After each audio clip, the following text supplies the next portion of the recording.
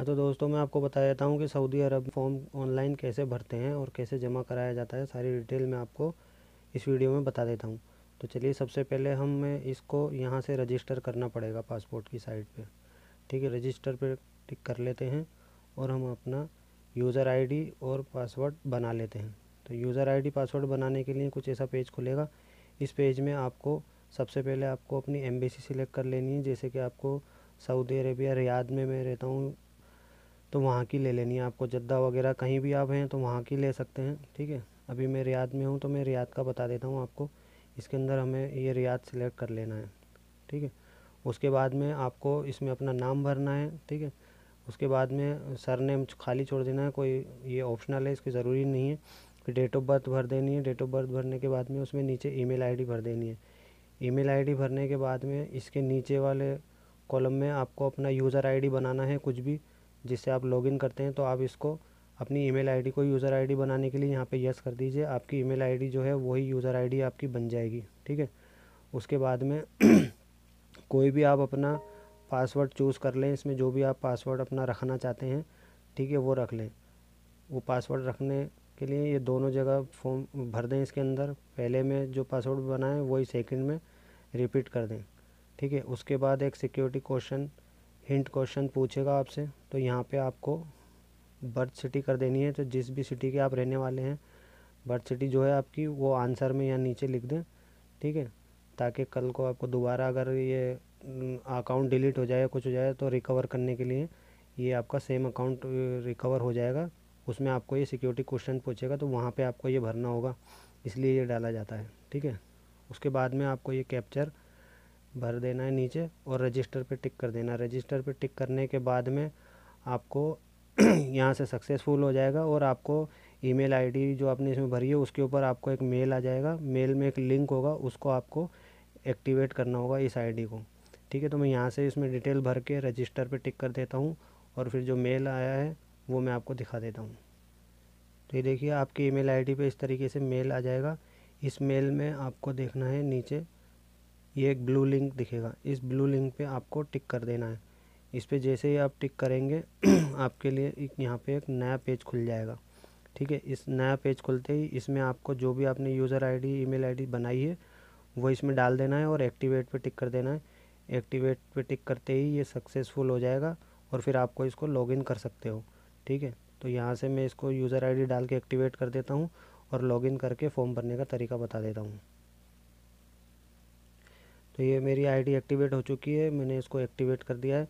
अब यहाँ से आपको दोबारा इसी पेज पे वापस आना पड़ेगा और इसका पेज का लिंक जो है मैं साइड का डिस्क्रिप्शन में डाल दूँगा, वहाँ से आप इसको ईज़िली ले सकते हैं। क्योंकि अगर आप वैसे गूगल पे सर्च करेंगे तो बहुत प्रॉब्लम होती है, लंबा प्रोसेस है यहाँ तक इस सिस्टम पे आने के लिए। तो इसलिए मैंने ये डिस्क्रिप्शन में डाल दिया है। अब आपको यहाँ से रजिस्टर पे ना जा कर के नीचे तीसरे नंबर का है, यहाँ पे यूज़र लॉगिन कर लेना है। यूज़र लॉगिन पे जाने के बाद में ये ऐसा पेज खुलेगा ऊपर। इसमें आपको अपनी जो भी ईमेल आईडी से आपने आईडी और पासवर्ड बनाया था वो आपको आईडी पासवर्ड डाल देना है, कैप्चा डाल देना है, लॉगिन पे क्लिक कर देना है। तो चलिए हम इसमें डिटेल डाल के लॉगिन कर लेते हैं। तो ये देखिए, लॉगिन हो गया है। लॉगिन होने के बाद कुछ इस तरीके से पेज खुलेगा। इसमें आपको सबसे ऊपर जो फर्स्ट लिंक है इस पर क्लिक कर देना है, अप्लाई फॉर ऑर्डिनरी पासपोर्ट। इस पर टिक कर देना है इस तरीके से। ठीक है, इस तरीके से टिक करने के बाद इसके ऊपर ये ऑप्शन खुल जाएगा।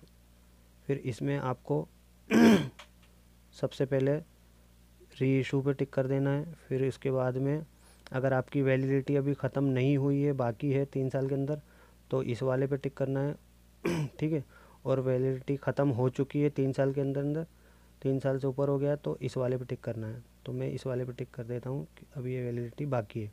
और इसको नॉर्मल पे कर दीजिए, 36 पेज पे कर दीजिए। तत्काल करने की आपको ज़रूरत नहीं है क्योंकि यहाँ पे 1 हफ्ते में नॉर्मली पासपोर्ट आ जाता है, तत्काल की ज़रूरत नहीं होती है।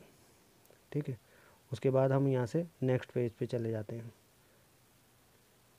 नेक्स्ट करने के बाद में ये पेज इस तरीके से खुल जाएगा। इसमें आपको अपने पासपोर्ट में जो भी डिटेल है सेम टू सेम इसमें भरनी है। ये ऊपर आपको ऑप्शन दिख रहे हैं, 2 ग्रीन दिख रहे हैं, 1 2 और ये 9 तक ऑप्शन है। ये पूरे कंप्लीट 9 स्टेप। इसके अंदर आपको सारी डिटेल ध्यान से भरनी है, अपने पासपोर्ट में देख करके नाम वगैरह क्या है जो भी है, ठीक है, वो सारी चीज़ भरनी है। और इसमें मैं मेन बता देता हूँ आपको कि नाम और जेंडर आपका भरने के बाद मेल फीमेल जो भी है वो भरने के बाद में नीचे यस नो के 2 ऑप्शन है, तो इनको आपको नो करना है। क्योंकि अगर आपने कोई नाम में चेंजिंग करी है या चेंजिंग कराना चाहते हैं तो यस करना होता है, नहीं तो इसको नो ही रखना होता है। और आप रिन्यू करवा रहे हैं तो इसमें ऐसा कुछ भी चेंजिंग हो नहीं पाएगी, नहीं तो आपको डॉक्यूमेंट्स देने पड़ेंगे, ठीक है। फिर उसके नीचे आप अपना इसमें डेट ऑफ बर्थ लिख दीजिए जो भी आपकी हो। ये इसमें मैंने सब एग्जांपल के तौर पे पूरा फॉर्म भरा हुआ है। आप अपनी जो डेट ऑफ बर्थ हो पासपोर्ट में वो डालिए। फिर कहाँ आपका पासपोर्ट पहले इशू हुआ था, जयपुर में, राजस्थान में, यूपी में, आंध्र प्रदेश, जहाँ भी हुआ है वहाँ का आप इसमें अपना डालें पासपोर्ट में देख करके।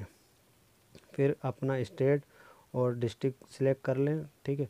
यहाँ से आप मैरिड हैं अनमेरिड हैं जो भी है वो आप सिलेक्ट कर सकते हैं।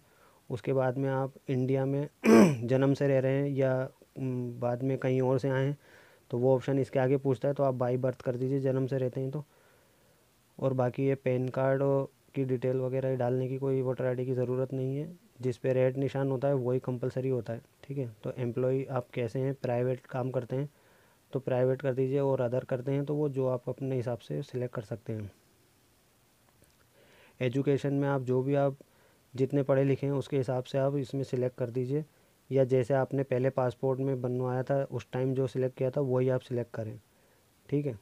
उसके नीचे फिर आपसे नीचे ऑप्शन पूछेगा कि आपके घर में कोई गवर्नमेंट एम्प्लॉय है तो उसको यस नो करना है, ठीक है। यस है तो यस करना है, नहीं है तो नो करना है, ठीक है।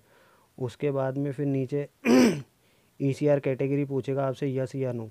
तो वैसे अगर आप 3 साल से ज़्यादा आपको सऊदी में हो चुका है तो ये ईसीएनआर ऑटोमेटिक यस हो जाता है। आपको इसको यस नो करने की कोई ज़रूरत नहीं है। आप जो अपना एजुकेशन इसमें सेलेक्ट करेंगे उसके हिसाब से जो ऑप्शन आएगा उसी को रहने देना है, चाहे यस रहे चाहे नो रहे।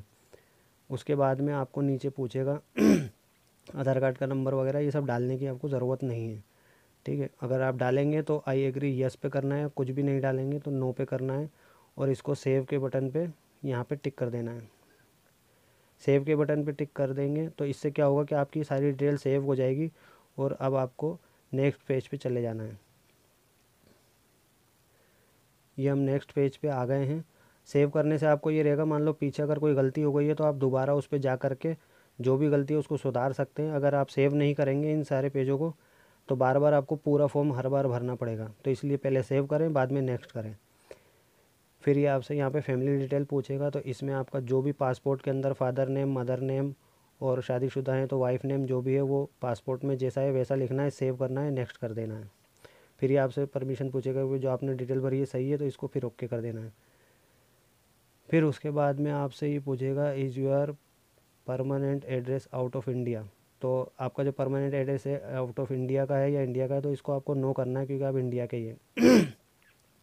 उसके बाद में इसके नीचे जो भी आपके पासपोर्ट में एड्रेस है वो सेम टू सेम भरना है। कोई भी स्पेस या डॉट या कॉमा का कोई भी फ़र्क नहीं करना है। ज़रा सा भी आपने अगर फ़र्क कर दिया तो पासपोर्ट ऑफिस में आपका ये फॉर्म रिजेक्ट हो जाएगा। फिर वहाँ पे आपको वहाँ से वो दोबारा फॉर्म भरवाएंगे, 35 रियाल आपसे फालतू के ले लेंगे।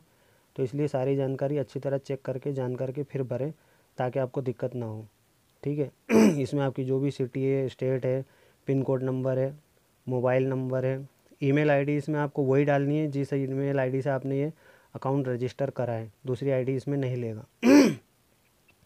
उसके बाद में आपको पुलिस स्टेशन आपका क्या है वो सब डाल देना है, ठीक है। फिर नीचे आपसे पूछेगा अदर एड्रेस डिटेल, तो इसको भी आपको नो कर देना है और सेम टू सेम जो ऊपर एड्रेस भरा था वही नीचे भर देना है। और इसमें ध्यान रखना है, इसमें इंडिया का ही नंबर डालना है। इंडिया में जो आपके घर वालों के पास नंबर चालू हो जिस पे के पुलिस थाने से वो लोग कॉल करेंगे तो आपके पास फ़ोन आएगा घर वालों के पास, और वो आपके घर से आपके डॉक्यूमेंट्स की फ़ोटोकॉपी लेके जाएंगे इंक्वायरी करके, ठीक है। तो इसको भी सेव करके नेक्स्ट कर देना है।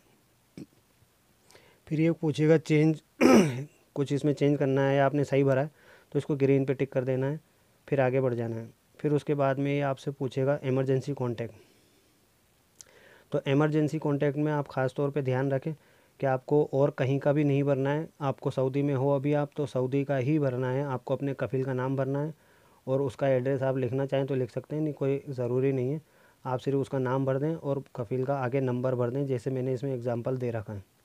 और नीचे ईमेल आईडी सेम जो आपकी इसकी है यूज़र आईडी की वही आपको डालनी है, वही रखनी है। सेव करके इसको नेक्स्ट कर देना है। इसको नेक्स्ट करने के बाद में फिर ये आपसे पहले के पासपोर्ट की डिटेल पूछेगा, तो पहले के पासपोर्ट का नंबर है वो भर देना है, पासपोर्ट आपका कहाँ से इशू हुआ था वो स्टेट भर देना है, जिस भी स्टेट का आपका है, ठीक है। ये मैं एग्जांपल के तौर पे भर के इस पर दिखा रहा हूँ। फिर आपका पासपोर्ट कब इशू हुआ था वो डेट भरना है, उसके आगे फिर ये कब एक्सपायर होने वाला है वो भरना है, और ये नीचे फाइल नंबर आपको मिलेगा पासपोर्ट का, जो आपका पुराना पासपोर्ट है उसमें बैक साइड में एड्रेस के नीचे फाइल नंबर लिखा होता है, वो यहाँ पे देख करके सही से भर दें, ठीक है। उसके नीचे ये 2 ऑप्शनों पे टिक करना है, तो पहले वाले पे भी सेकंड में टिक करना है, ठीक है, और सबसे नीचे जो है उसको नो करना है। फिर इसको सेव कर देना है और नेक्स्ट पे चले जाना है।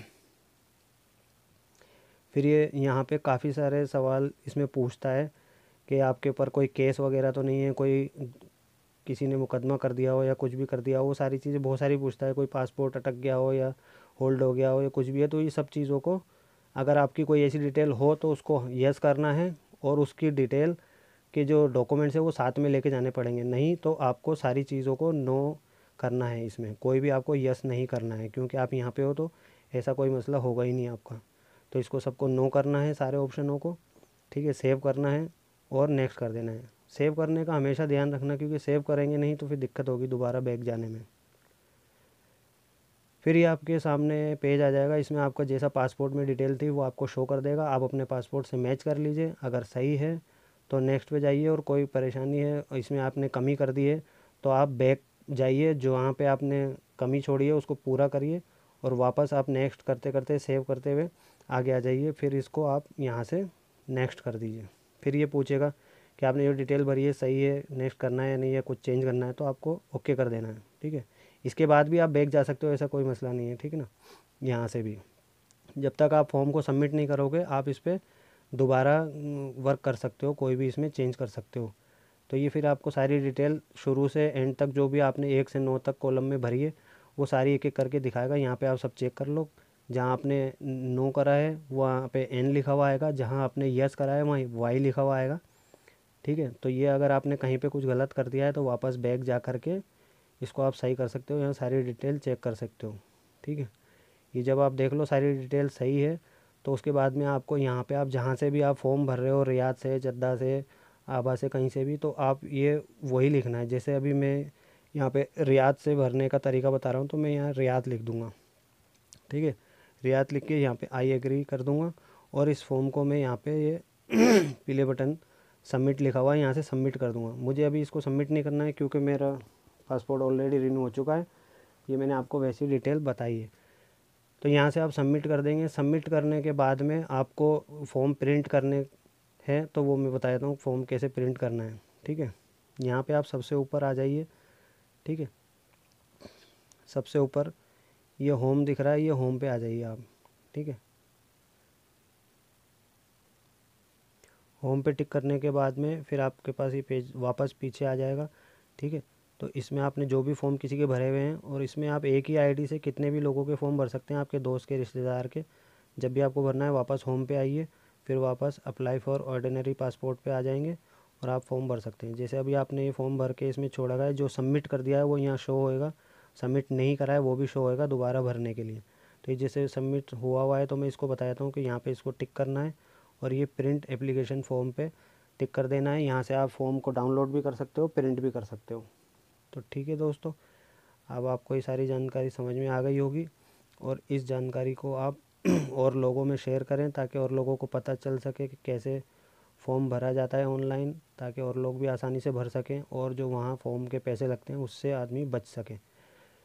तो इसमें मैं आपको बता दूँ आपको डॉक्यूमेंट्स के बारे में। डॉक्यूमेंट्स में इसमें क्या करना है आपको, एक तो ये फॉर्म लेके जाना है, ठीक है, प्रिंट करवा करके ब्लैक एंड वाइट, और आपको साथ में अकामे की फ़ोटो कॉपी लेके जानी है, और आपको अपॉइंटमेंट बुक करके जाना है। अपॉइंटमेंट बुक करने का जो वीडियो है मैंने यूट्यूब पे पहले से ऑलरेडी डाल रखा है, आप उसको देख सकते हैं आराम से, ठीक है। उस पर आप चेक कर सकते हैं कैसे अपॉइंटमेंट लेना है, तो वो अपॉइंटमेंट की कॉपी आप लेके जाएं साथ में, वीडियो देख करके अपॉइंटमेंट बुक कर लें, और उसका लिंक भी मैंने इसमें डाल दिया डिस्क्रिप्शन में। और उसके अलावा आपको एक अपशेर से अपना अकामे की वैलिडिटी निकलवानी है, जो किसी भी मकतबे पे आप जाएंगे इसका प्रिंट आउट करवाने, वो निकाल के आपको दे देगा। तो एक उसका प्रिंट लेके जाना है। और फ़ोटो 2x2 का इसमें लगता है, बैकग्राउंड वाइट होता है। अगर आप कहीं से प्रिंट करवा सकते हैं 2x2 का फ़ोटो तो करवा के ले जाएं, नहीं तो मैं आपसे कहूँगा कि आप वहीं जा कर के अपना नया फ़ोटो खिंचवाएं। वो 18 रियाल लेंगे आपसे, नहीं तो वो यहाँ का फ़ोटो हो सकता है रिजेक्ट कर दें, ठीक है। तो आप वहीं जाके फ़ोटो खिंचवा लें, और यहाँ से अगर आप बेस्ट ले जा सकते हैं तो ले जाएं। तो इस तरीके से आप ये सारी चीज़ें अपॉइंटमेंट बुक करके आप जाएं वहाँ पे, आपको दिक्कत नहीं आएगी, आपका फॉर्म सबमिट हो जाएगा और दूसरे तीसरे दिन आपके घर पे इंक्वायरी पहुँच जाएगी। वहाँ पे आपके फ़ोटोकॉपी हुए हुए डॉक्यूमेंट्स पहले से घर वालों को बता दें, वो रखें, ठीक है। इस तरीके से आपका 7 दिन के अंदर पासपोर्ट बन के आपके घर पे आ जाएगा। तो जानकारी कैसी लगी ज़रूर कमेंट करके बताएं, और कोई आपका सवाल हो तो हमें उसके लिए भी कमेंट कर सकते हैं। लाइक शेयर करें, सब्सक्राइब करें। तो मिलते हैं अगले वीडियो में। अल्लाह हाफिज़।